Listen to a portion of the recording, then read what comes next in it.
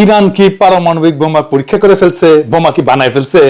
2017 সালে উত্তর কোরিয়া যখন পারমাণবিক পরীক্ষা চালায় তখন 6.3 মাত্রার ভূকম্পন রেকর্ড করা হয়।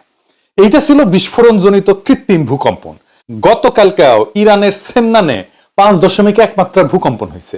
সেন্নান ইরানের মিসাইল টেস্ট এরিয়া। এইটা ইরানের প্রধান মহাকাশ উৎক্ষেপণ কেন্দ্র। এইখান থেকে সাফির এবং সিমোরগ লঞ্চ ভেহিকলের মাধ্যমে স্যাটেলাইট উৎক্ষেপণ করা হয়। এই কেন্দ্র থেকে ইরান বেশ কয়েকবার ব্যালিস্টিক মিসাইল এবং মহাকাশযান উৎক্ষেপণ করছে।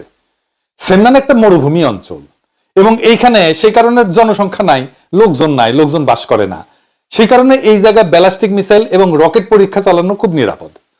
100 কিলোটনের পারমাণবিক বোমার ভূগর্ভস্থ বিস্ফোরণ হইলে সাধারণত 5 মাত্রার ভূকম্পন অনুভূত হয়।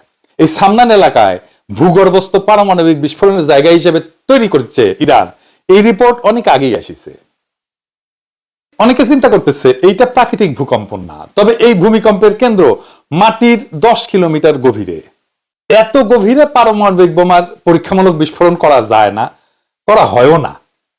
তবে আমি তো আর বিশেষজ্ঞ না, যা পত্রিকায় দেখলাম আর কি, সেটা থেকেই বলতেছি আপনাদেরকে।